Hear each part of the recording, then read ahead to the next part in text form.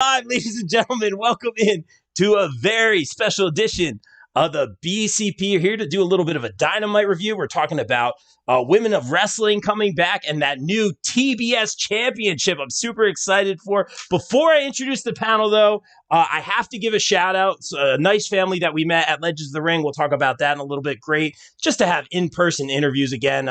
Thank you to Casey Navarro, LSG, Genocide, who I love so much, who is just amazing. And Sammy Guevara for giving us a little shout, a little interaction there. And thank you for doing the opening, Sammy. That was great. But I want to shout out a happy birthday to our friend Jake Martell. Good meeting you and your family, young man. So nice meeting you. And I hope you had a great birthday, man. I said I'd give you a shout out. Happy birthday. Let me know that you guys heard this, and we'll send you guys some goodies. Happy birthday, Jake Martell. And guys, let's welcome our stellar, round of applause for Jake, guys. Happy birthday. Hope it was great. Fellow Libra.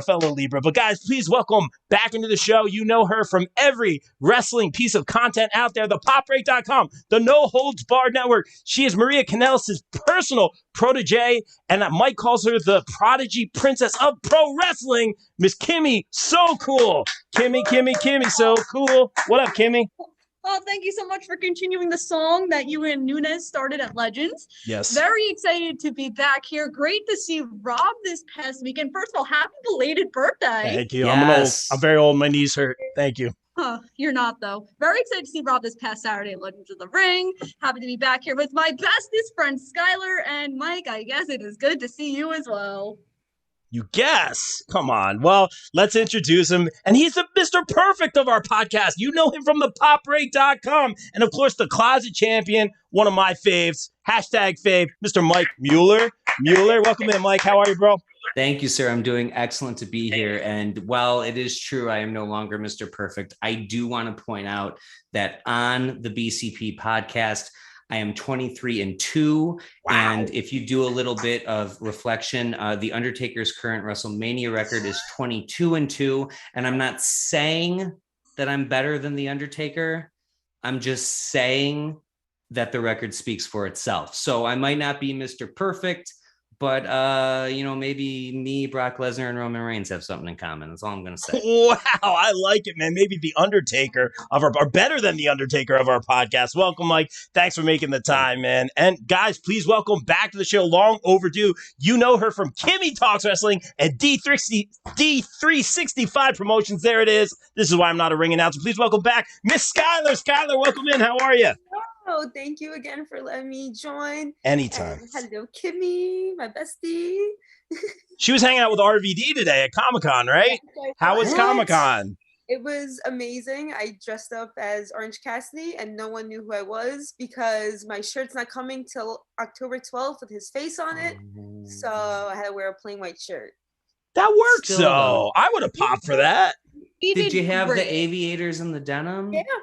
Oh, come on, man. We need That's pictures. Not on you. Yeah, That's not on you. Yeah. Man. That's amazing, Scott. I'm glad you had fun. So cool. Did not like the Orange Cassidy getup. No, he did not. He's not I made him mad. He's not a fan. You did make him mad. Made sure to text him at 10 o'clock this morning. Guys, thank you for tuning in. Please weigh in on the chat your thoughts on last night's Dynamite. Also, who you think is going to win the inaugural TBS Championship Tournament. I'm super excited for this. What did you say, Kimmy? January? When is it? January 5th. Which is the finals of the tournament, which is also the first Dynamite that will take place on TBS. We got a ways to go if it's all the way in January. So this should be interesting to see how many competitors, how they're going to do this tournament. Guys, please share. Yeah, we'll see what happens. We'll please share the chat. And guys, let's get right to it. Let's talk about the unveiling. Kimmy, I'll throw this to you first because you have been pushing this on our show for that mid-card women's title. And I mean that with all due respect. I'm just so happy to see another women's championship in All Elite Wrestling. Long overdue. I've been a fan of their women's roster for a long time. A lot of former guests on the BCP. Shameless promo. Kimmy, your thoughts on this championship finally coming about and your pick to possibly win it at the end, January. Oof, that's a lot. That's a lot thrown at me. We got to break this down a bit. So as you said, I've said this for, I believe, 5 months that I've wanted this title. I remember we texted our group chat yesterday and we were all like, what's this announcement going to be? And I go, guys, it's going to be my title. And guess what it was? My title. I am so excited. This is what AEW's women's division needs, especially. Why do I hear myself? I'm sharing. I'm doing tech. Okay. I was like, I hear myself. I love that. We need more Kimmy. Kimmy hears voices in her head. Nice. Her and Randy got that going on. They count to me. They understand. They talk to me. Whew. Anyway, that was really good. Phil would definitely be crying in a corner right now. Anyway, so AEW's women's division desperately needs this because there's a lot of women not really doing anything. And this is why I also pitched this to WWE, especially because they just broke up all their tag teams for the women's tag team division.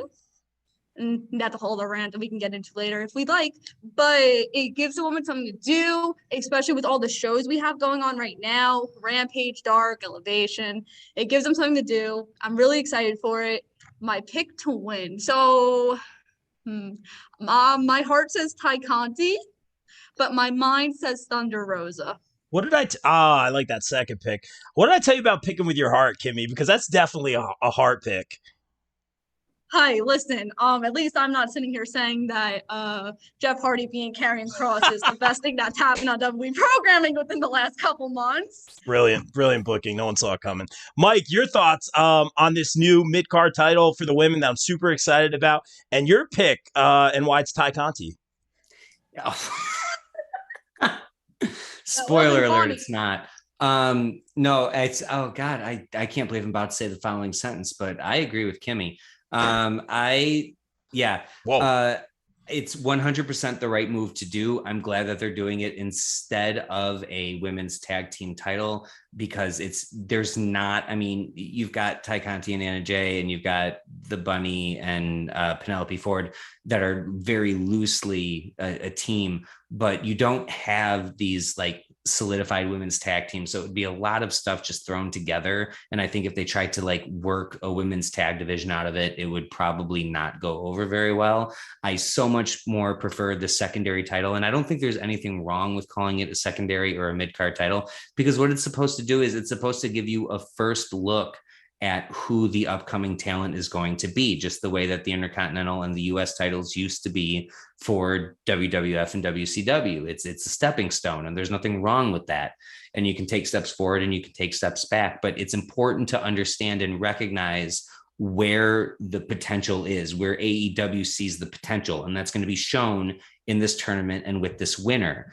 And to me, I really want to see, so this is we're already getting into fantasy booking, but I have said for a long time that Thunder Rosa is going to be the person to take the title off of Britt Baker. I don't think it's still going to be for a while. I want her to dominate. I want her to beat people like Ruby Soho and people that are already on the roster, Anna Jay, things like that, people that come up.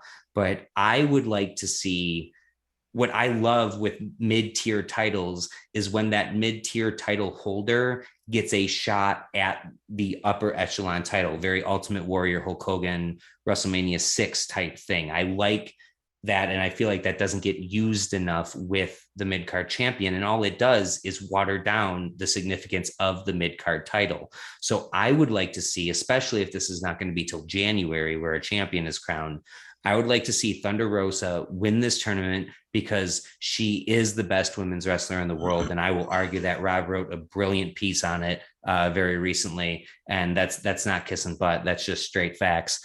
It was great. Thunder Rosa is great. I'd like to see her get this title, continue her momentum, and get that women's championship rematch that we deserve, because the last time that those two were in the ring, they absolutely tore the house down. They'll tear it down again. I'd like to see him do it title for title. I'd like to see Thunder Rosa ultimately win it. And then maybe we do a battle royal or something to crown another tournament. Seems weird, but do something else to crown a new champion. But I'd like to see Thunder Rosa take that title and hold on to it until she takes Britt's title and continues on her dominant run. Are we in an alternate universe where me and Mike are agreeing right now? I know what's happening. Kimmy, we're like 9 minutes into this thing. There's plenty of time for it to break down. Don't worry. Don't worry. Oh, thank you. That makes me a little bit more calmer. I'll piggyback off that, and then I'll throw it to Skylar. I'll say this, man. The name, we've all kind of mentioned Thunder Rosa in this equation right now, and I kind of agree with you. I think Thunder Rosa is going to be the one to dethrone Britt. We talked earlier before Statlander came back, like maybe it was going to be Chris Statlander. She had her shot. They had a nice little feud. It was good. Stat is leveling up match by match. She's great. I'm a big fan. Former guest of the show, shameless promo. But I'm thinking, would Thunder Rosa get that TBS championship? And I'm going to stick with my regular pick. I'm going to say down the line, because we know Thunder Rosa has beaten Britt in that unsanctioned or lights out match, whatever it was, which is currently one of my match of the year picks right now. I'm going to stick with Thunder Rosa to win that AEW Women's Championship. And I will say that Ruby Soho is going to be the one to win that TBS championship because, correct me if I'm wrong, she did not win any gold in WWE. No. No tag, no NXT, no No. women's. I think this is where she wins the gold, and it's a big story and well-deserved. So that's not necessarily like my fantasy booking or who I would choose, but I think Ruby Soho would be the one to win that championship down the line. It's very interesting. I'm excited to see all the women shine. Skylar, I'm very excited to hear your thoughts on this. Okay, so my mind also went to Thunder Rosa because, again, mid-card title, move on up before the big Britt Baker, but it's also like who's gonna be like I don't know who's number one in the rankings right now for the women. I think it's Shida. No, it's Jade. It's Jade. Oh. Is that right? Who's gonna be I'm trying to think who's gonna verse Britt in like Full Gear. I got you. Hold on. For Keep my talking. brain. I got you. So Good as sister. I think Thunder is gonna go for the TBS, Okay. and then whoever is gonna be number one against Britt at Full Gear. You know what I'm saying? Yeah. Sorry, it's been a while since I did this. No, that's a great Okay. pick. So yes. So in number order, we have Jade Cargill, who is 15-0. We have Shida, who is 15-1. Ty Conti, who is 26-4. Chris Statlander at 18-1, and Thunder Rosa at 29-3. So I'm assuming they will build to a Jade Britt Full Gear match. I think so. But Who's that's the why face? Right? They might make Jade a face. They No. can't. But then you make Britt a face? No. She's like, So you're gonna do heel versus heel? but Britt's like one of those don't- ones that they get right. Like it's the ones like Adam Cole, perfect example. The Yeah. fans love. Someone once told Put me it in Britsburg, you'll be fine. there it is. Someone once told me there's no such thing as a promoter or someone booking healer fans. At the end of the day, it's what the fans decide who are heel and face, I should say. So that's another way to look at it. But there's always these great heels that always get cheered, and they're always over, as we say. So that's very interesting. And I think these are great picks. I love everything that you guys are saying for this one. Let's move on. Let's talk about the big return last night in the ladder match. We all kind of thought it was going to be this guy. Bill's so sad he's not here for this. That's his guy. The Cowboy. You don't need a cowboy hat to be a Joker card. There it is. Some of that cowboy-ish we're talking about here. So great to see him back. Obviously, him returning made me think that he was going to win. They do a lot of that with these casino battle royals, casino ladder matches, whatever it is. Great match is really good. My big complaint about the match is just this. Lance Archer had at least 3 moments. And again, like the joke, like climbing the ladder real slow. He didn't even do that. He had 3 moments where he was just standing there waiting for the next guy to come out. And like blatantly, like maybe like they were trying to make it storyline. Like he was waiting for Moxley because they were in a feud. And it was, okay, maybe the one time, but like 2 or 3 more times they had him just standing there. And yes, he wants to inflict damage. And yes, he's the murder hawk. And I'm a fan of him. He had a great match with our friend Bruno, the former Meadowlands Monster, Louis Bruno, on Elevation. It was great. Congratulations, Bruno. You the man. So happy to see you get that opportunity. I digress. It was just, that was my major problem with that whole ladder match. That being said, I just want to get your guys' thoughts on Adam Page getting the giant poker chip and the opportunity to face Kenny Omega in some form or fashion at some point. Do you guys think this is the right call and something they've been waiting for? Skylar, we'll throw it to you. Yeah, I think it is the right call because it was planned for All Out. It was definitely planned before he went on maternity leave. For some reason, my brain totally forgot he was coming back. And my dad was like, who's coming back? I was like, no idea. And then he came out. I was like, oh, that's right. He's winning. Duh. great spots he had. That table spot off the ladder, and like he did the pack and like did his finisher. Crazy. Like he sold that too because I thought he hurt his knee, but like he had all that momentum. Fans were behind him. Like he's just I think it is time. I don't know if he's gonna win the title. I don't know if Kenny's dropping it this quickly because of all this build up. Or they are because no one else in Elite has titles. So, Ooh, so good point. Very good point. Which way they're gonna go, and if they're gonna have Daniel versus Kenny for a title ever, you know what I mean? So it's a lot like I actually don't know what's happening, which is very different than the usual WWE stuff. So I like this. Yeah, really well said, Skylar. You knocked that. This is why you're here. Excellent job, Skylar. Let's throw it to Mike. I just want to know your thoughts on Adam Page being the one to win the chip and the opportunity to face Kenny Omega. You think this is the right call? Sure. So I want to say a couple things first. One, we have to get off this whoever the Joker / last entrant person is going to win. Ding, ding, ding. I believe, and please correct me if I'm wrong, but I believe Leo Rush is the only surprise entrant in one of these things to not win it. And we've done enough now where that should not be, it's too disproportionate and like the Joker's going to win every time. I'm not cool with that. Let's also not forget that the very first Casino Battle Royal, your Joker winner was Adam Page, who then went on to face Chris Jericho. So in a big picture perspective, which happened at Double or Nothing in Las Vegas, where I just returned from. But this is a story that's really been building for 2+ years, if you look at it from that perspective, which I do, because I think Adam Page coming back and winning, I'm totally fine with it. I think anytime Andrade's in a match, he should win. So personally, that disappointed me. But Adam Page should be the person to take it off of Kenny Omega. There has never been a groundswell of support, and that's really never wavered. Like from the moment that he won that, I didn't know who Adam Page was when Adam Page won the first Casino Battle Royal because I was not hip to the indie scene. So that was my first time meeting him. And immediately I went, that guy's got it. That guy just has the ability to be the face of a company. And they've been waiting for the right opportunity to make him that. We thought he was going to beat Jericho. That went away. Moxley was the natural progression. Then Omega after Moxley. It's all been a natural flow. And whether you see it as a criticism or a plus, I see it as a plus. AEW tells very consistent storylines. And the natural resolution to this storyline is Adam Page winning the championship off of Kenny Omega. But one thing needs to happen first. And if this does not happen before their match, then I will not predict it. Adam Page needs to win the AEW World Championship with the backing of the Dark Order. If he does not bring the Dark Order back together and help them right their wrongs and sew that thing together, he will not have the backup or support that he needs to take on the Elite. Because when you face Kenny Omega, you don't just face Kenny Omega. You face the Good Brothers, and you face Don Callis, and you face everybody else, and now Adam Cole, add him to this list, and the Young Bucks and everything else. So I'm fine with him winning.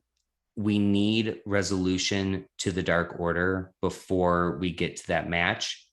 There you go. But assuming all of that happens, which I think it will, I think we're going to see Adam Page take the title off of Kenny Omega. And I don't think it's too soon, because I think Kenny Omega is one of those people that can always get the title back at any given moment. Him losing the title is not going to drop him down in the card at all. Very well said. I'll not respectfully disagree with you, because you're very right about everything you said about the Dark Order. Just for me, it's not I think Bill and I were talking about this in the chat. It's not clicking for me, this whole feud with the Dark Order. Like, I get there's dissension and all that stuff, but I also remember them going back saying, like, oh, there's never going to be a new leader. We're going to leave it as is. And now they're kind of being finicky about that a little bit more. They're at odds with each other. They're not. They are. Obviously, you think Hangman's going to come in and solve this. To me, I just think Hangman should come back and do his thing. I like him with the Dark Order, and it's great. This whole Dark Order dissension thing just is not one of the few things in AEW that's not really connecting for me. And I think what you're saying is right and is probably going to happen. I just prefer it not be that way and just have him do his thing. But it makes sense. He needs backup. I'm with you. He needs backup. And if I can respectfully disagree with your respectful disagreement, please. Let's not forget the Dark Order before there was ever a leader initiated. Let's look at those very first vignettes and promos. The Dark Order is a place for lost souls. It's a place for people who do not have a grip on who they are. It's a group for people who cannot lead themselves. So without a leader, you're going to have natural dysfunction and animosity. And I think it's actually being played really brilliantly in the sense of there's kind of this like Evil Uno wants to kind of be the leader or take the reins, but he's not a leader, and that's fine. But that's the role that he needs to accept, and people aren't following him because he's not that natural leader. Someone does need to come in. I don't think, and when I say Adam Page needs to come in to bring them back together, I don't think he's going to lead the Dark Order, because he never led the Dark Order. He was their buddy at best, but they were able to unite around him. Even though he wasn't the leader of them, they chose to follow him. They need to find a new person to follow, and Page coming back will be that bridge that makes them realize that as a function and as a faction, they're made to support their top guy. And they can use Adam Page as that temporary top guy, because when Adam left, it was left with a lot of ambiguity and a lot like it sort of felt like the coach giving up on his team, and it was really sad. And I don't want to see it end that way for them. So I think there's going to be just enough of a Adam Cole involvement to get them united again.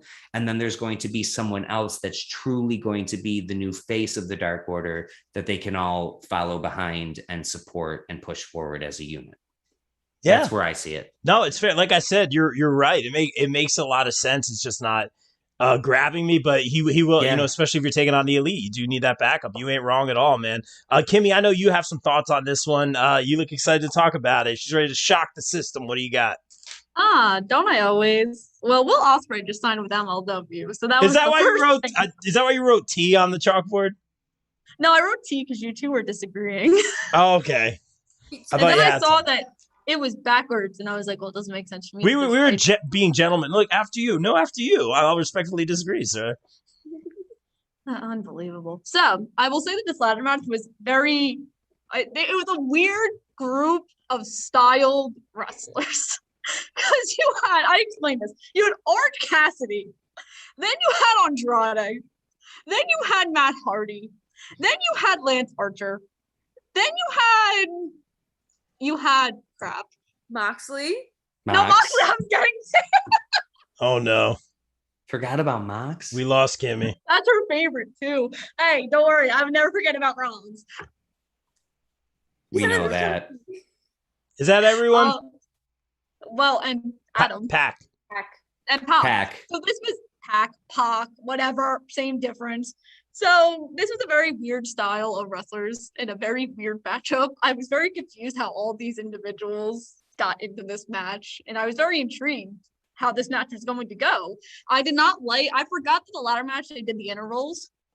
Like, it was like every 2 minutes someone came in. I forgot about that. Low-key didn't like that because the match was rushed. Because you had Paige come out at 9:55. Right. When Dynamite ends at 10. So you couldn't get everything out of this match that you wanted to. Because you gave 5 minutes and you knew that Paige's entrance, like, he was rushing his entrance. So that's the other thing I low-key didn't like. Because, that's a moment. Like, you heard the pop. The pop was huge. Yeah. So that was kind of weird for me. The match was okay. I mean, I watched it in a car because we were going to get froyo. And thank God we were, celebrating, treat yourself.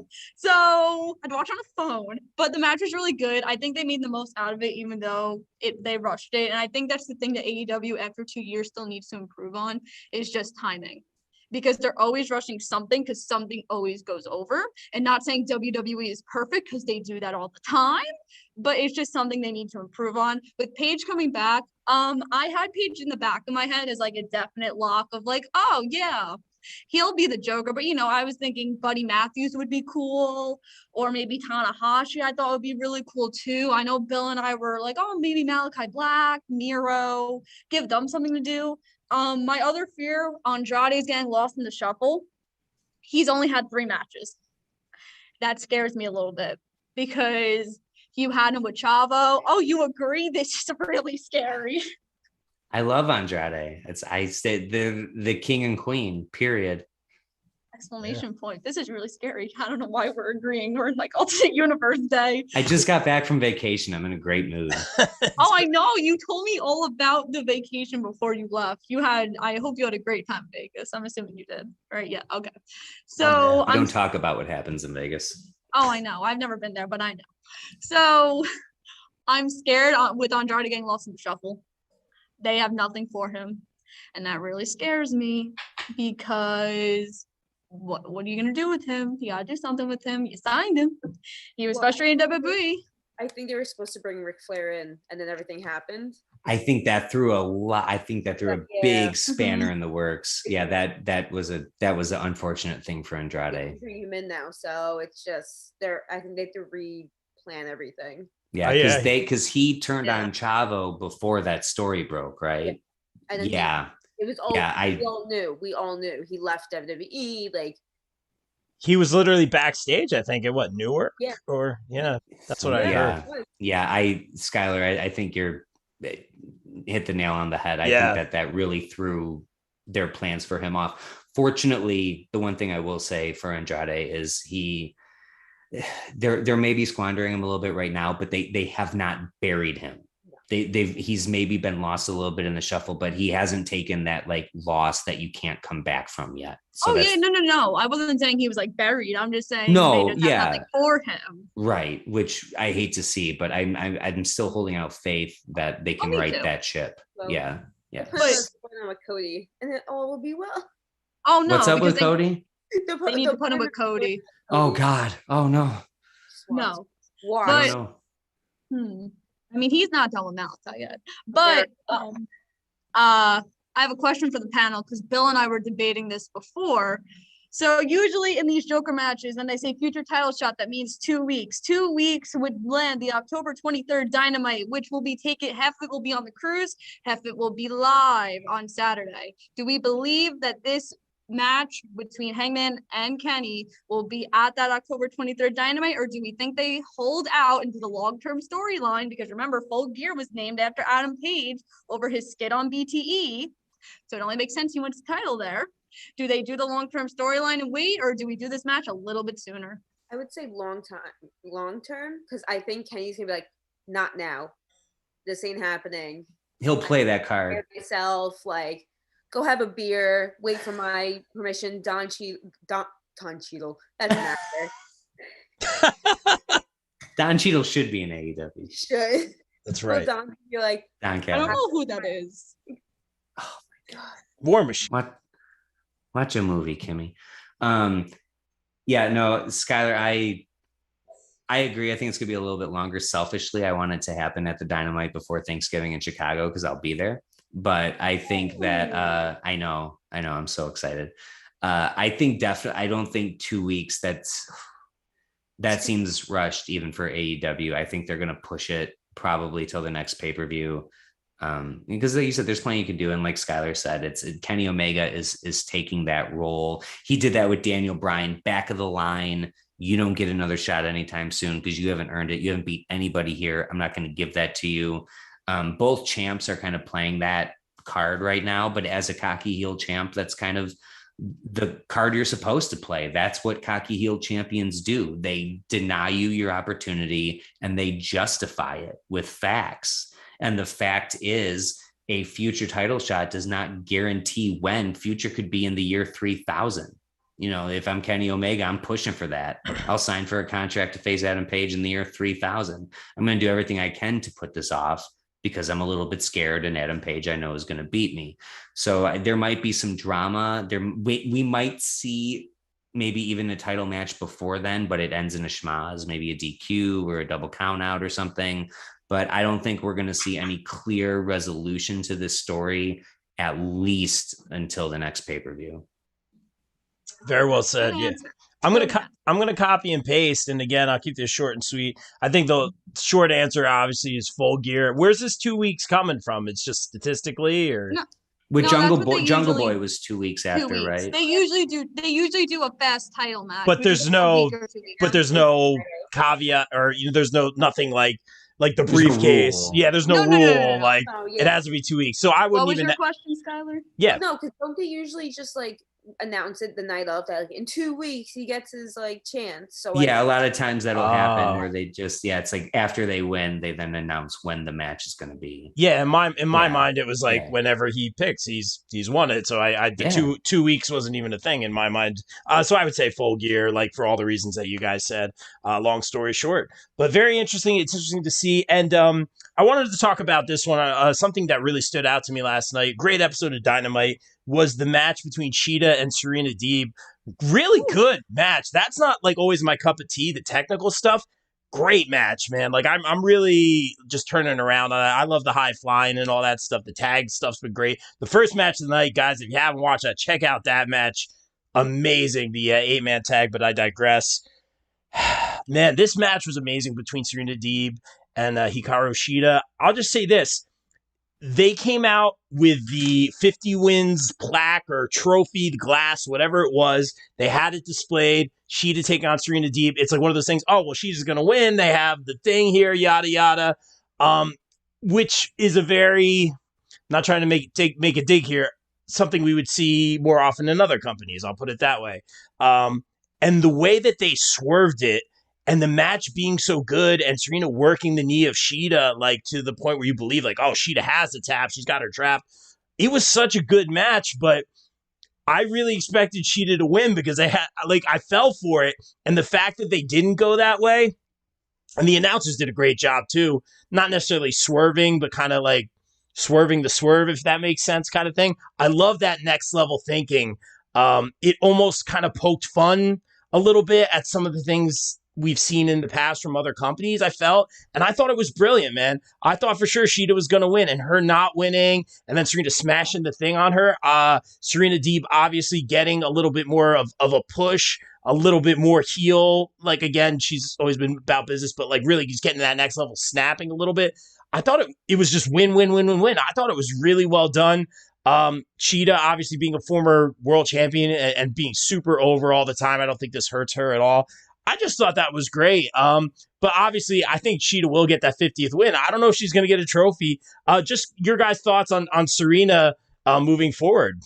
They can make Kim, another trophy. I'm saying, will they do I know they can. They're a Oh, billion. yeah, He's a yeah. billionaire. I'm saying, are they going It to run should the? be taped together like the hardcore I'm- championship. is it gonna- Yes. I'm saying, are they going to make like a big thing out of it again because of what happened? Like, it's obviously a bit. Like, are they going to do the same bit again? I know they got the money, Oh. Kimmy. Oh. Well, I think because I know they did that for Jungle Boy with his 50 wins. I think they're trying to establish how big of a deal that is. And I like that AEW does that. So I think she will get another trophy. Don't worry. This to me was Sheeta's best match in AEW.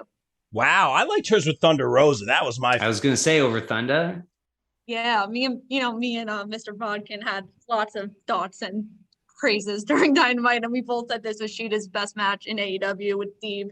Deeb, I feel, is very underrated, and people don't appreciate how much she's done in the business until she came to AEW, where people are like, whoa, she's really good. No kidding, people. Tell me something I don't know. But I will say, for those who forgot, Deeb's been a heel since Double or Nothing, where she showed that in her match with Rio. And that was confirmed. But this Yes. was next level, like for sure, because she was just business, you know what I mean? And this was kind of like a little bit she was of a like that- snap. No? She did There that was against- she was a little ruthless, but I don't think she was full blown heel. she Like slapped smash, her. she smashed the trophy over. No, I know that, but if you throw it back to Double or Nothing, she slapped Riho, and they went to go shake hands, and she said no. Okay, I just think it's too different. Kyle and Bill. I just think know it's this. too. No, I'm not arguing with you. I'm just saying I felt like this elevated her heelness, or you know, you like 1000%. slapping the. She Yeah, just came back from injury. that too. Yeah. You know, she had a boo boo in her knee. Glad she's all better now. And I think, so I know I won't say heel versus heel, Mike, But we'll say Nothing her wrong with it. versus Britt might be a little interesting in the near future. Interesting. Yeah, but I like the booking of that match. Skylar, your thought on this one? I thought it was. I agree. I'm not a technical wrestling fan. Like I love the high flyers as well. Like really creative, but it was a great match. I love Serena. I loved her since Straight Edge Society. Like even though she barely wrestled, like just her, like her being able to play. They're all in AEW now. I'm sorry. And so I think her way of playing this character is really well. I always said that. She's just really good, and I think it is great that she's becoming more ruthless with her character. And I want to see how they're going to take her further and everything. But it was a really great match. It was nice to see Sheeta on AEW again on Dynamite, because she's been on Dark, and like when we went to the Prudential Center show, she was on Dark. So it's just like she has 50 wins, I guess. But now, why isn't she showcased more? Yes, exactly. Yeah, I guess she was champion she was like one of the longest champions, so I guess they're 375 days. good for her. Carried through the pandemic era. Very well said, Skylar. And I'll agree with you. Yeah, like I'd like to see Thunder Rosa. Like I know what they're doing. They're building the stats, and she's amazing. Check out my article on thepopbreak.com. Shameless promo, but she should be on Dynamite a lot more. I feel the crowd pop is amazing. More pops in the cereal aisle. But I'll say this, man. Congratulations. I got this. Usually I don't say this till next week. But it's all over the internet already. It's very public. But congratulations to our friend, the Notorious Mimi, on debuting. I believe it's going to be on Dark next week. I obviously wasn't going to say anything, but it's all over the internet. Thanks to our friend Mike Camp for taking the photo, letting us know it was taped. I think I have an idea who she's taking on, but I'll leave it alone. Congratulations, Mimi. She's always been just amazing here in the Northeast Indie scene. I remember doing Goddesses of War for the first time, my first full-time commentary gig, and she was the first one to welcome me in, arms wide open. So congratulations, Mimi. You deserve all the success. This is just the beginning for you. Shameless promo aside, let's talk about Sheeta and Serena Deeb moving forward. Mike, your thoughts on both of these ladies moving forward? Yeah, I think Sheeta definitely was put in a really rough spot where she had to carry a division that at the time was very weak, and you were going through a pandemic. So I have nothing but respect for Sheeta. I'm in general not huge on Japanese style, at least as far as strong style goes, but Sheeta doesn't really, she's not a strong style wrestler. I think she's got great energy. I think she's got great personality. I think if Sheeta comes out and you don't smile, you need to talk to somebody, because she lights up a room, and how can you not root for her? The flip side of that is Serena Deeb, and you talked about her time in the Straight Edge Society, and I was out of the wrestling loop for a long period of my life, and part of that time includes the Straight Edge Society. In fact, the only time that I had even heard of her was on the CM Punk documentary, when they talked about his time with the Straight Edge Society. My first introduction to Serena Deeb was when she came back for the Mae Young Classic. And I looked around and I said, why the hell was this woman ever let go in the first place? She's amazing. She's incredible. And I am a fan of technical wrestling. I like long chain grapples. I like front headlocks that turn into hammerlocks, that turn into drop toe holds, that turn back into a hammerlock. I like all that stuff. And I think that she's an amazing technical wrestler. I think she's great at telling in-ring stories, especially I hate to use this as a qualifier, but especially for her age and how long she's been around, I think she moves remarkably well. She's got a great personality. She can tell a story without having to yell and scream and be over the top about it. And you know exactly who she is and what she's trying to portray. She is a good professional wrestler. And there's a lot of people that are in this business that are great at a lot of things, but they are not great at being professional wrestlers. Serena Deeb is one of those people. I would like to actually, now that I'm even more thinking about it, I can see Serena Deeb winning that TBS title very easily with this newfound attitude and edge that she has, especially with everything that happened with her and Sheeta. There's so many people to pick from that, but I'm very excited about this. I hope that she sticks around and is given a lot of showcases and spotlights and opportunities because my list of amazing technical women wrestlers, I think her and Deonna Purrazzo are at the very, very top of that list. So I can't think of anyone better off the top of my head. Is Deonna your number one for Woman of the Year? I think that PWI 100 is going to come out. Is Deonna number one? No, the Queen's always my number one. Yeah. The Queen will your always. role model's number one, buddy. That's the ways. Usually you hear Brit. By the way, I'm still having decision remorse over choosing Casey Navarro, who is clearly the winner of Wrestling Fashion, but I still had to pick against Charlotte, who looked maybe better than she's ever looked in her life. And she's never going to find out nor care. And I'm still losing sleep over that. That's how much of this. She saw the Instagrams. She saw the Instagram Wrestling Fashion post. Did she? Yeah, of course, man. She saw it.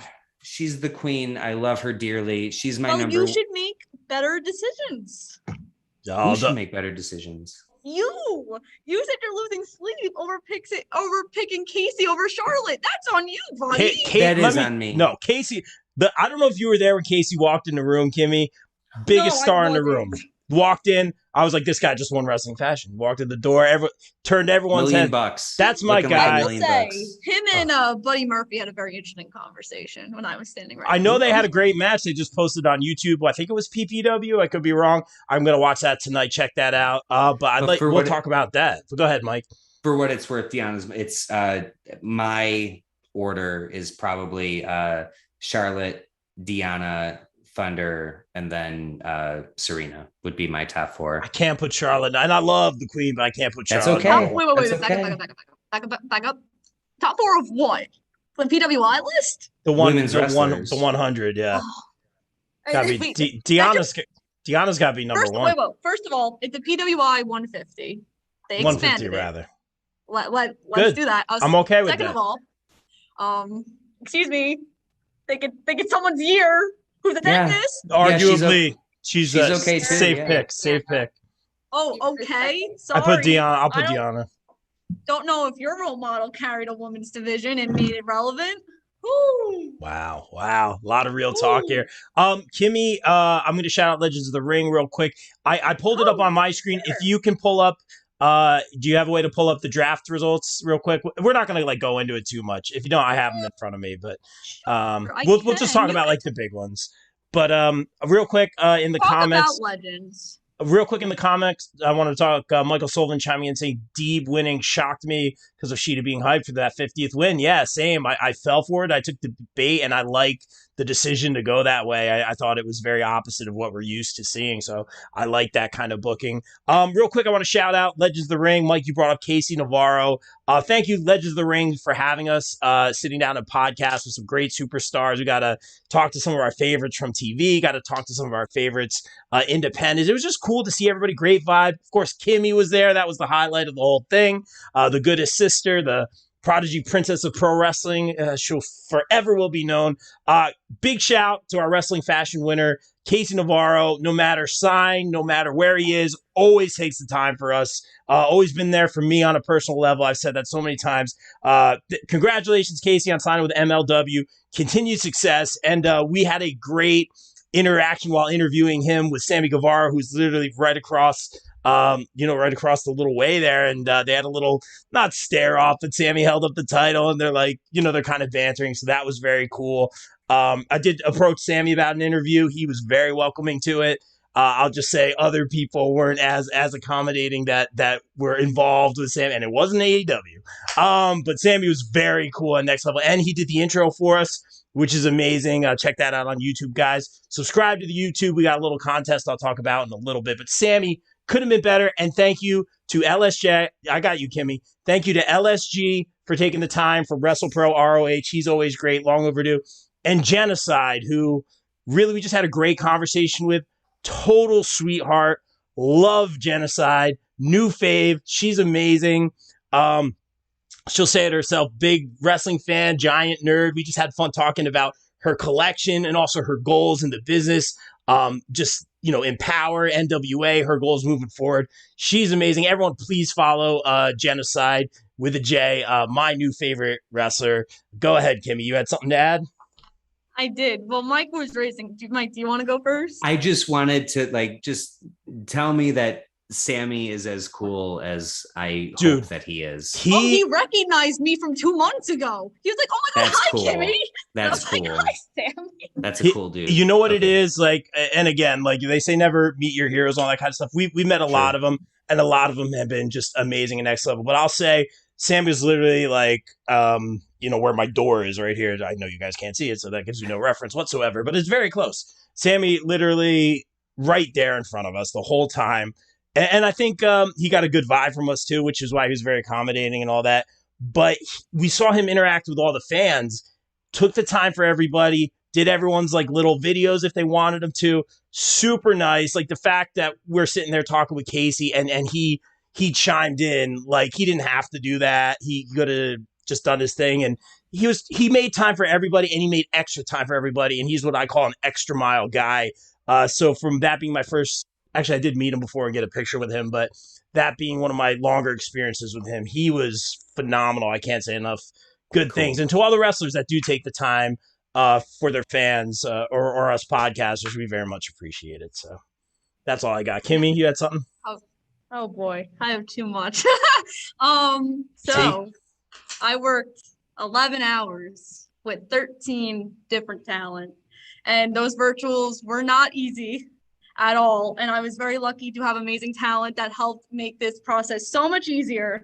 So to Marina Shafir, Matt Hardy, Lana, Allie the Bunny, Tennille Dashwood, Brazongo, Angelina Love, Velvet Sky, Lacey Von Erich, Kelly, Layla, and Brooke Adams. Thank you for making my job so amazing and so easy. I could not be half the person I am without each and every one of you. Lana is an amazing human being. And thank you to every single wrestling news site that reported the virtual I did. That was insane. I see a new article every single day with my face on it because that's the clip from the video they use.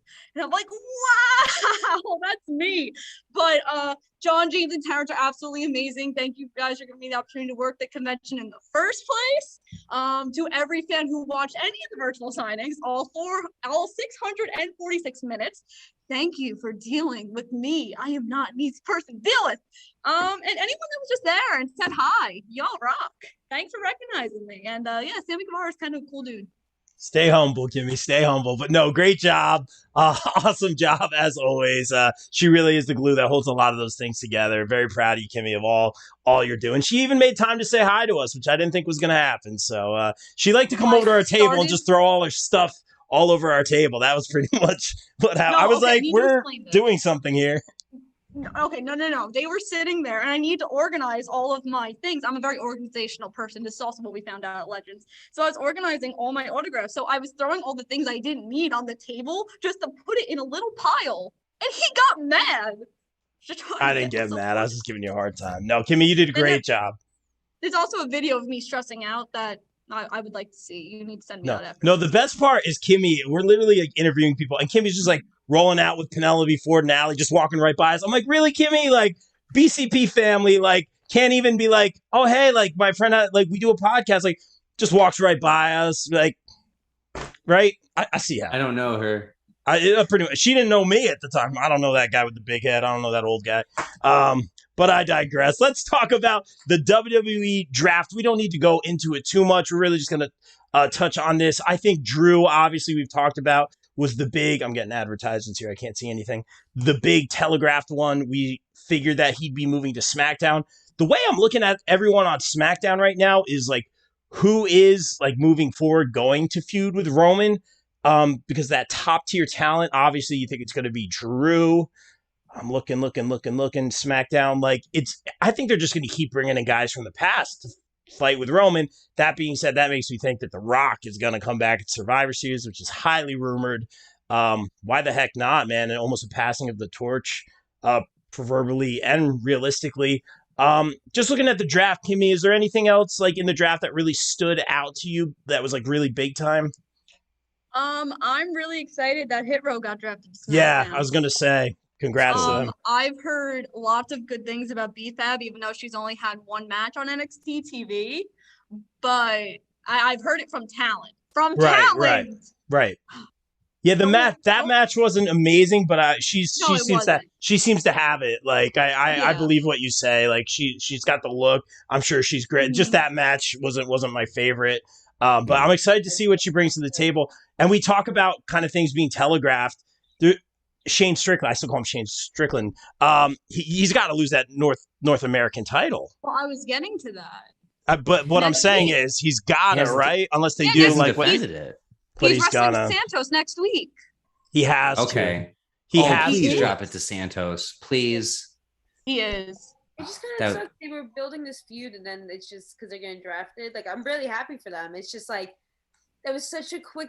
Like, I was really getting into it. You know, Yes. Ding, ding, bringing in Elektra, who I think is amazing. Oh, And Elektra Lopez. Yeah. I don't know. I like it. Kind of a lot of the NXT call ups. Like, I can't remember if there was more than one, but Xia Li was another one. Ridge Holland was another one.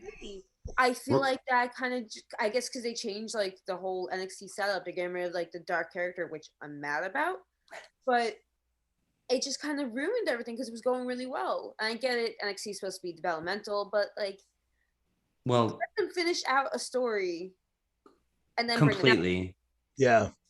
Yeah, it seemed like it killed a lot of action that was happening.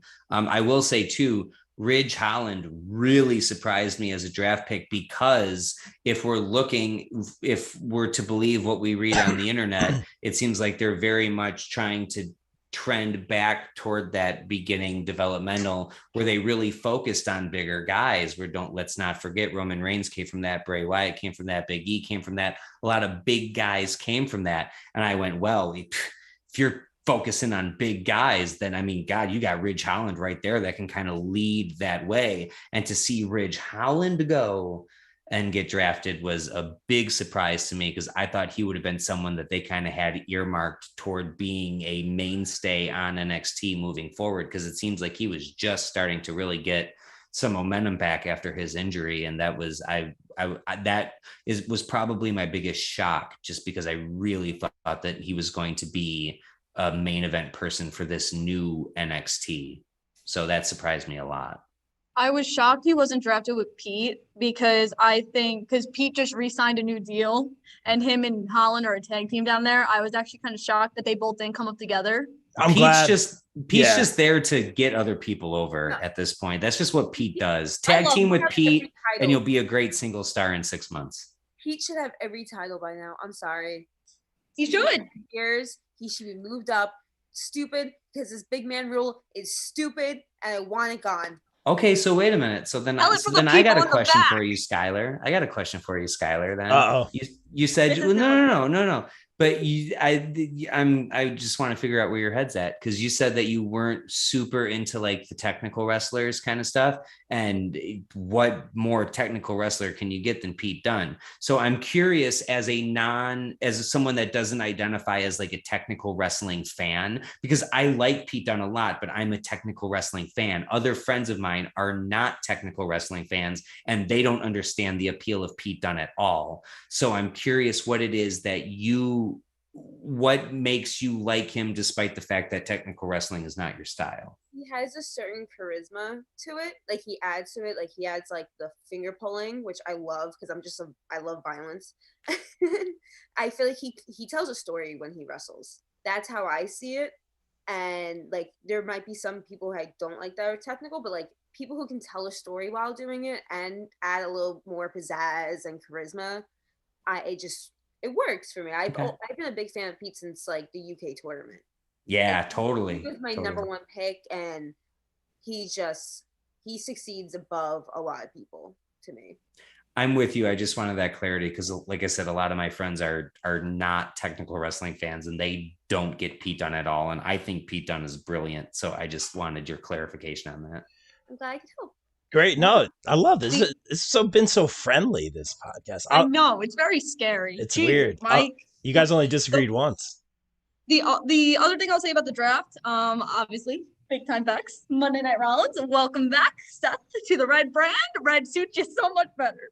Wow, really? Oh But boy. on a way more serious note, rip the women's tag team division because they have broken up every single tag team in this division. Where Shotzi and Tegan even got their shot.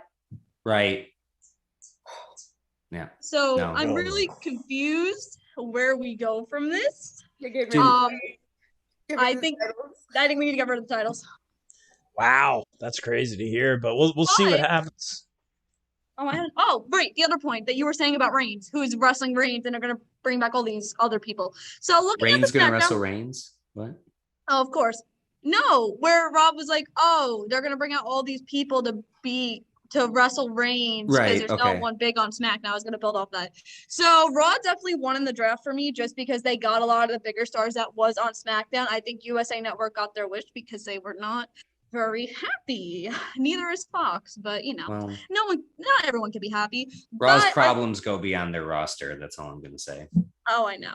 So looking at it, I definitely think Drew is one of the main people that they are going to try to push against Reigns because that's a dream match that we've been wanting to see. And now that they're both not holding a title, and they can actually wrestle, yay! But I can also see Sheamus being a contender for that as well. Nakamura, if he drops the IC title, I say on my show today, Isaiah Swerve should beat Nakamura for the IC title. For him to get the title run that he deserves that he didn't get in NXT. I can see Nakamura being put in that spot as well. I could sadly see Jinder Mahal being put in there as well. You could do Sami Zayn. You could do your boy Jeff Hardy. You just have to. You can make men's with it. You just gotta, you gotta give it time, patience. I mean, Happy Corbin could be wrestling Roman Reigns for all we know. These are people that you think could be contenders against Roman Reigns. Oh no, I'm just saying things that are probably going to happen. I'm not saying they're going to beat Roman like all. No. Yeah, no. Well, we know we're not going to beat Roman, but Yeah. I think that's a huge step backwards. Let's not forget early on in Roman's title reign when he was like facing Kevin Owens and Jey Uso and things like that. That was sort of fine, but we're way beyond that. If you're going to try to give me a Roman Reigns versus Shinsuke Nakamura pay-per-view match. Well, I just sent in the chat bro. the entire SmackDown roster. Please pick somebody who you think is a viable contender to Roman Reigns. This is the entire Nobody. roster. That's why they have to keep bringing people back. That's the point, I think. Yeah. An older person's not going to. The Rock isn't going to beat Roman Reigns for the title of WrestleMania. No. But I think that's the whole point is like they are bringing back the Brocks of the world or whoever, the Goldbergs, to take on Roman Reigns, to pass the proverbial torch, whatever it is. The Rock obviously coming back, being the spectacle of him just coming back, getting the ratings, getting the marquee, as we say, and obviously, I would say, putting over Roman in some form or fashion to show that Roman truly is, that much like Nunes is here, the head of the table. So I think that's what's going on. We could go on and on about this all day. I did want to. Go ahead, Skylar, please. Yeah, get Skylar in on this. Yeah, let's Skylar. Go ahead. Losing the title in anytime soon. I feel like he's not losing the title in 2 years. I feel like he's keeping that for he's gonna be like whoever's like Hulk Hogan was the longest. No, San Martino. Over 10,000 well, wait, of modern era or no, any era. San Martino was the longest of 10,000. San Martino. They're gonna make him beat that reign. Well, between his two reigns, San Martino held it for almost a decade. True. So I don't know. But I feel like even in a decade, no one's going to be beating Roman Reigns because they're not risking losing this. The only reason I disagree with you on that is just because there's too much more content now than there was. Like when San Martino held it for a decade, he was literally fighting once a month. It was 7 years, 8 months, and 1 day. I'm just saying, though, I think he's going to be he's not losing the title.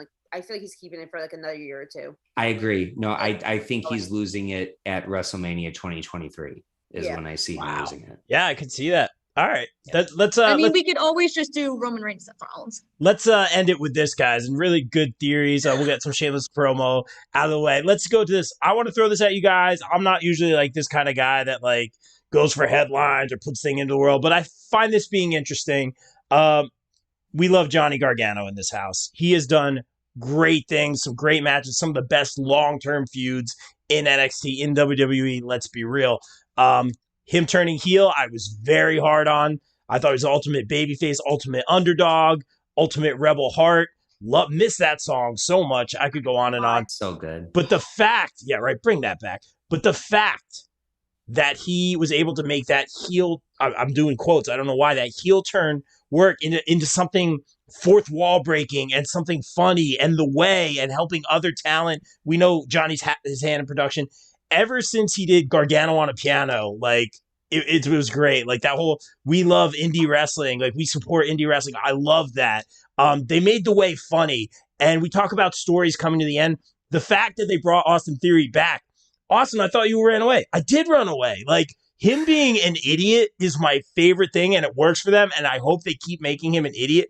He's so good at it. It works. But the fact that he comes back for the wedding, everything's in a neat little package, I thought was well done. I believe this is the end of the way. Indy did have the little W on her tights, which I thought was a nice little tribute. Candace, congratulations. Congratulations, Johnny. Check out the gender review, or not the gender reveal. Was it the gender reveal? Yes, it is a gender reveal. Gender reveal. There's Good job. so much wrestling. Gender reveal if you guys can. there's more. But and again, I'm not like trying to get the headline here, but I want to ask you guys this. Seriously, we see the momentum that AEW is having. We see little stupid things like someone changed something on Twitter, but I think it's very public that, as far as we know, Gargano's contract is up in December. It could be sooner than that. Cole alluded to some things on a recent podcast where he had talked about someone similar to his situation. He's definitely talking about Gargano. There's no doubt in my mind. That being said, I think that Johnny, like what I said with Cole, I'm like, it's a no-brainer. Your girl's there. You get to go with your buddies. There's so much opportunity. It's scary to go to the main roster. What else is there for you to do in NXT? You put over one of your best friends, Kyle O'Reilly. Like, what else is there for you to do? It was a no-brainer to me. If he re-signed with WWE, I thought it would be just out of loyalty, and he talks about his relationship with Hunter and Sean and keeping that real, and that's amazing. But Cole made the right decision. You could see how much fun he's having even in that match last night. If I'm Johnny Gargano, he's a loyal guy. NXT for life. I have the t-shirt. Man, what a moment. He loves NXT. Made it very public he doesn't want to be called up. If I'm Johnny Gargano right now, not even like what's left for me to do, but he has no problem putting people over. But to me, if I'm Johnny Gargano, I want to wrestle. And I'm not trying to make headlines here or anything, but come December, do we think Johnny Wrestling is all elite, Skylar? Oh, it's such a tough thing. Because because Candace, like, even though she's like pregnant and everything, she's still under contract. Good call. What's like, when's hers up? What are they gonna do if he does move on? You know what I mean? Like, I feel like if he doesn't go, they're gonna terminate her contract while she's pregnant. Like, that's where my brain kind of. It's a great point. They wouldn't do that. Great point. It's a legitimate thing to think about. Great point. Like, great point. Like, they're petty, and then like, what are you gonna do with like the whole indie wrestling, like Indy Hartwell and Dexter Lumis? They're gonna erase that from history. Probably. So yeah, but it's hard because I do think he would fit in NXT. Not NXT. Whoa, AEW. Yeah. Long day. Sorry. But I also miss him. I would miss him in NXT because he did make the brand. But if they're going in this new direction and he doesn't want to just keep putting people over, he wants, like Rob said, wrestle and wrestle and wrestle. I think he would want to move on if that's the case. Because they're bringing in new people every week. That's hard to keep up with. So it's hard because we don't know what's going on. We can't read their minds. Right. Sadly. Kimmy, I'm very interested in what you think about this. Ooh. Well, I told you this yesterday, and then you hit us with a joke that no one appreciated, and then we'll not talk about that. Yes, we're not. It was self-deprecating, but go ahead.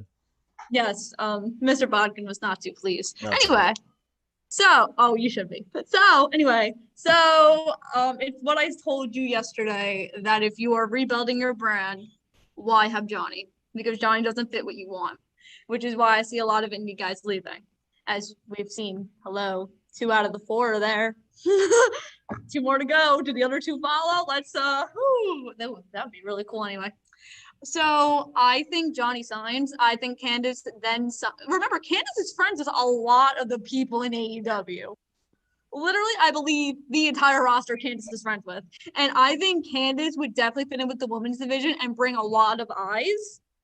Because Candace could do what she wants. Because remember, when Candace signed NXT, oh my God, Candace is literally going to be the biggest women's wrestler in WWE. She's won 1 title. And it wasn't the singles, it was the tag titles. That's criminal. Criminal. 100%. Exactly. In AEW, she'll get everything she wants and everything she deserves if she's still going to wrestle after she has her son in February. So I think Johnny signs, and I think Johnny will prove why Johnny Wrestling was always meant for the independent scene and Johnny Wrestling was never meant for WWE's main roster scene, because there's a reason every time there's a draft, he says, no, me stay here. Sorry, Hunter. Wow. So you think Johnny is going to be all elite? Mike, take us home on this one, brother. Yeah, so we got to remember that when Johnny and Tommaso and Cole and those guys said we're NXT for life and this is our home and this is where we want to be, that's because NXT was being designed and built as the more or less the independent wrestling offshoot for WWE. It's no longer that. So when Johnny says he's NXT for life, he's not talking about this NXT. He's talking about what NXT was and no longer is. This is not your Johnny and Tommaso's NXT. This is Braun Breaker's NXT and all these new guys that are coming up. And by the way, Braun Rick Steiner is a Facebook friend of mine, so I will not have you shake your head at Braun under any circumstances, Kimmy. He's amazing, and I don't like his name. Is fire. No one does, but it's fine. They've got time. His singlet's fire, and that's all that matters. So I have been wrong on every single person going to NXT or going to AEW, and I said they weren't going to. I thought Adam Cole was going to stay for the money. I thought a lot of things, and I'm wrong, and I'm happy to be wrong on this. So I'm convinced that everyone's just going to go to AEW and they're going to sign everybody, and they're going to need 6 more shows to showcase all of their talents because it's just an embarrassment of riches right now. Personally, I'm all about spreading the wealth. I thought some of I don't mean to be disparaging in any way, but I thought some of the secondary wrestlers, people like Buddy Murphy, people like Bobby Fish, people in that realm were going to go more towards places like Impact, Ring of Honor, MLW, where they could sort of be the top guys. It hasn't really worked out that way. Everybody seems to continuing to be jump toward AEW.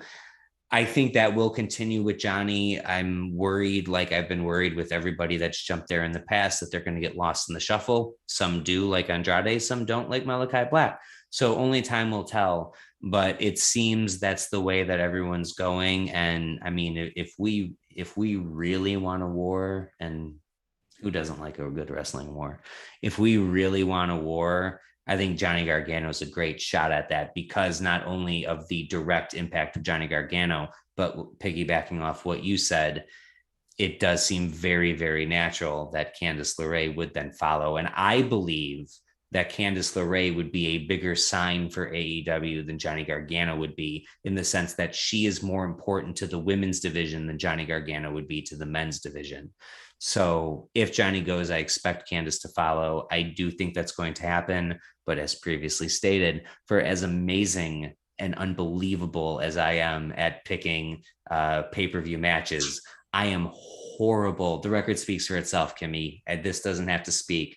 The record does. For as amazing as I am at that, I am equally as horrible at predicting who's going to go to AEW. So I think Johnny's going to go, which means he probably won't, but you've got it on record that he's going to be all elite sooner rather than later.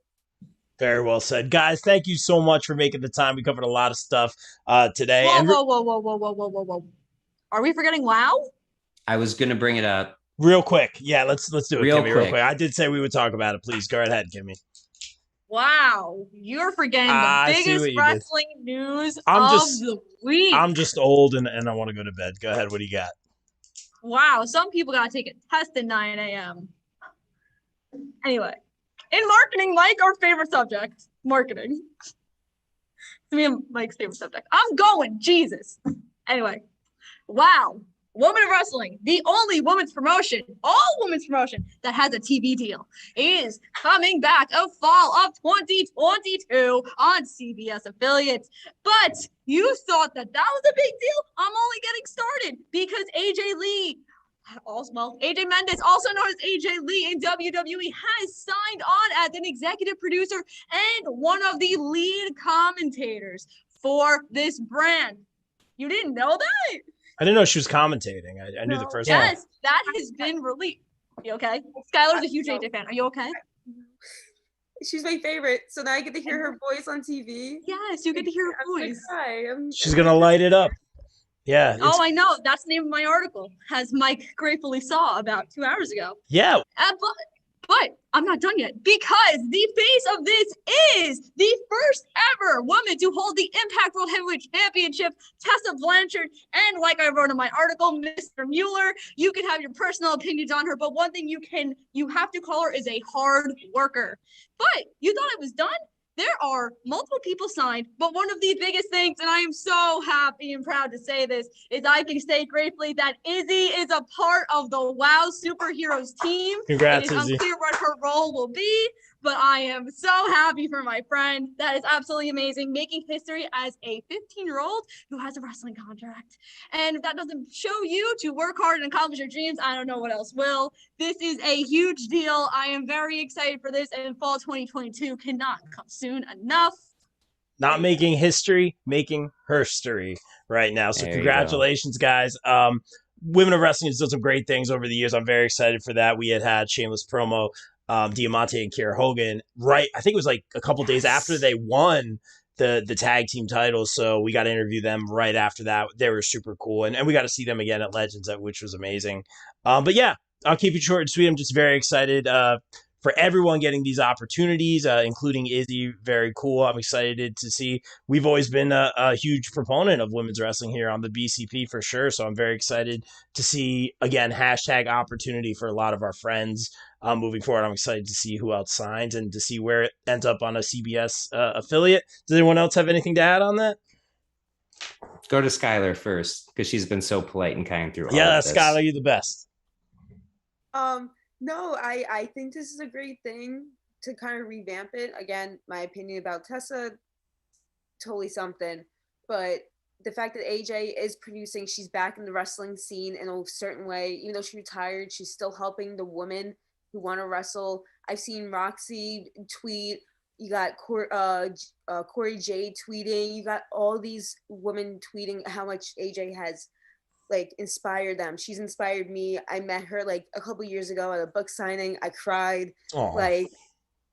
She's just I'm just so happy she's back in one form or another.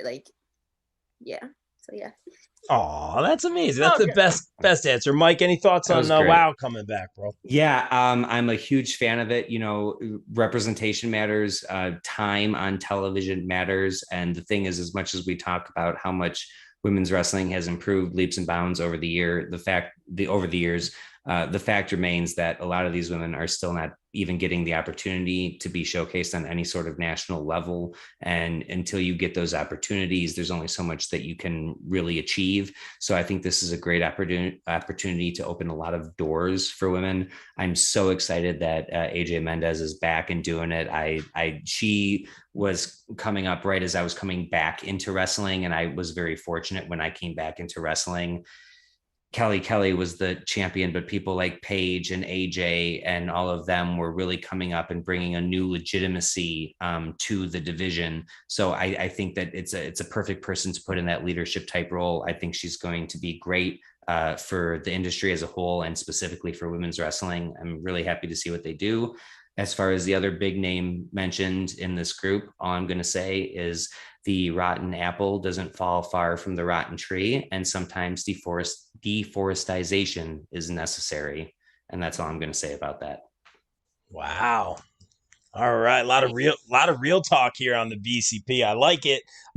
let's get that shit. What a weird segue, but let's get some shameless promo out of the way. I want to just remind everyone, we're building the YouTube channel. We've had some great success over the past couple days. I want to ride that momentum.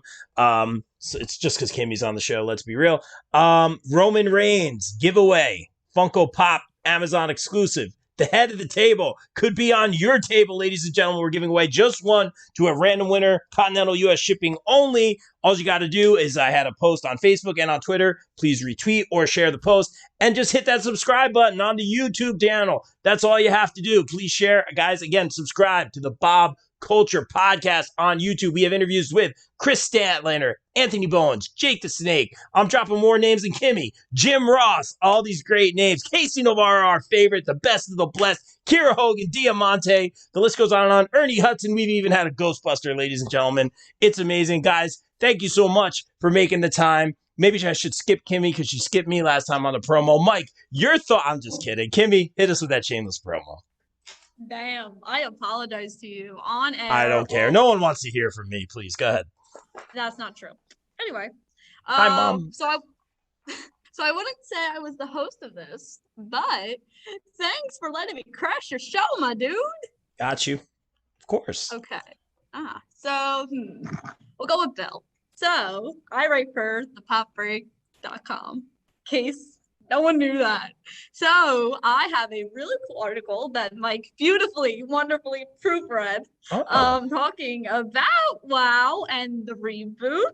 And I think that's coming out tomorrow. I gotta talk to Mr. Bogan after this. And you can look up any article I've written on there. Ring of Honor stuff's on there. Friends stuff's on there. I wrote an article about the recently released superstars back with like the Santana Garrett group with Buddy Murphy and Aleister Black, where I think they're all gonna go. So just search my name in the little search bar and you can see all the articles I wrote. And really funny enough, Mike, I did this the other day because I was just looking. There's an article that you wrote that comes up under my name.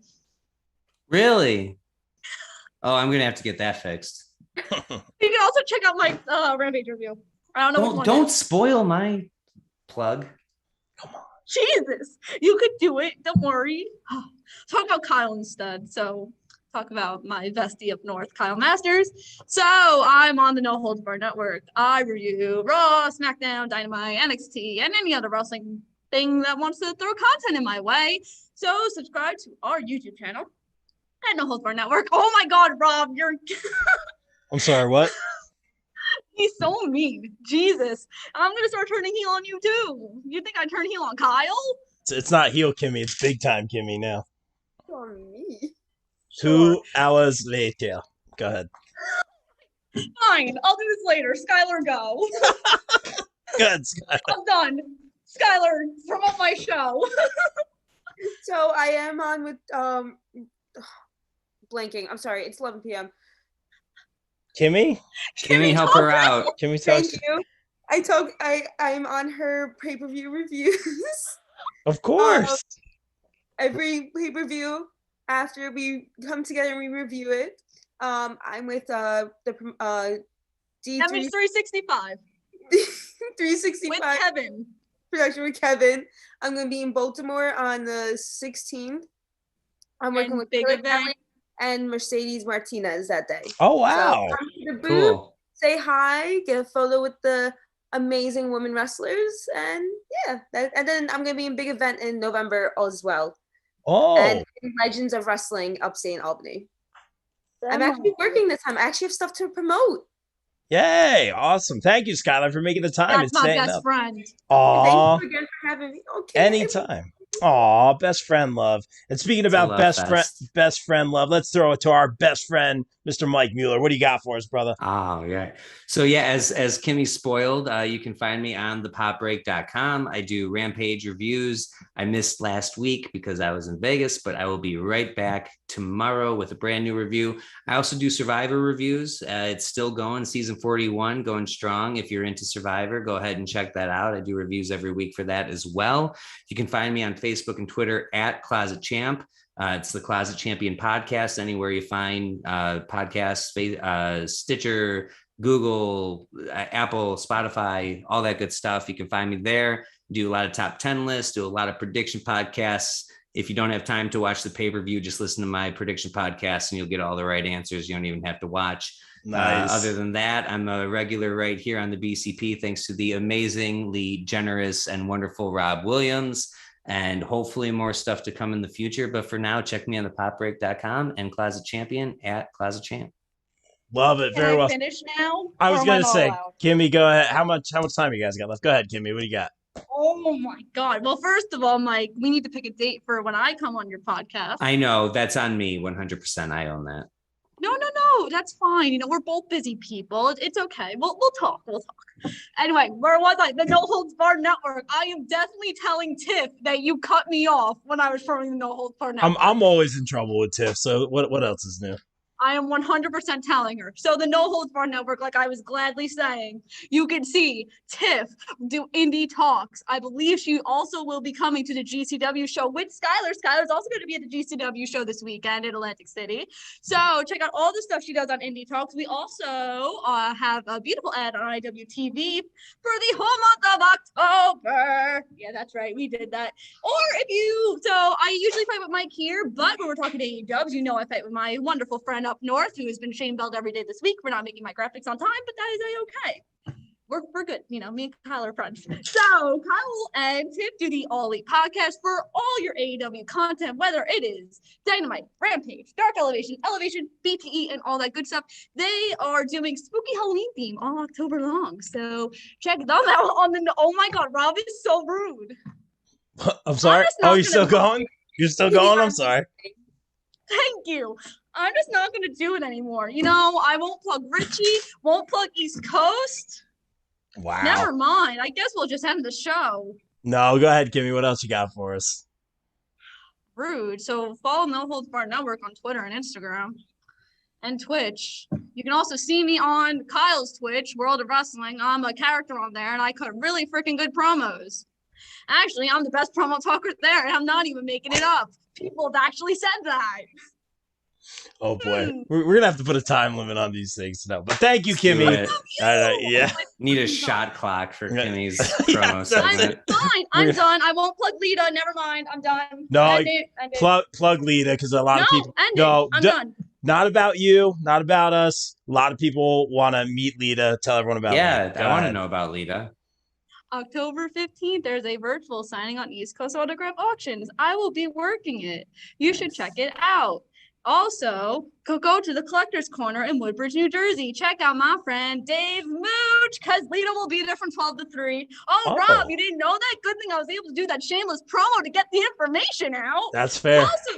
Also, this weekend, Chris Statlander and Caleb with a K will be at the Wrestling Universe store. They will also be at the Collector's Corner. They will also be at Warriors of Wrestling with Preston 10 Vance. Whoa, so make sure to check out Warriors of Wrestling October 9th. Where is that? At 8 o'clock. Staten Island, Fun Station, 3555 Victory Boulevard, 10314. Check that out. Yes, I did drop the address. Oof. Wow.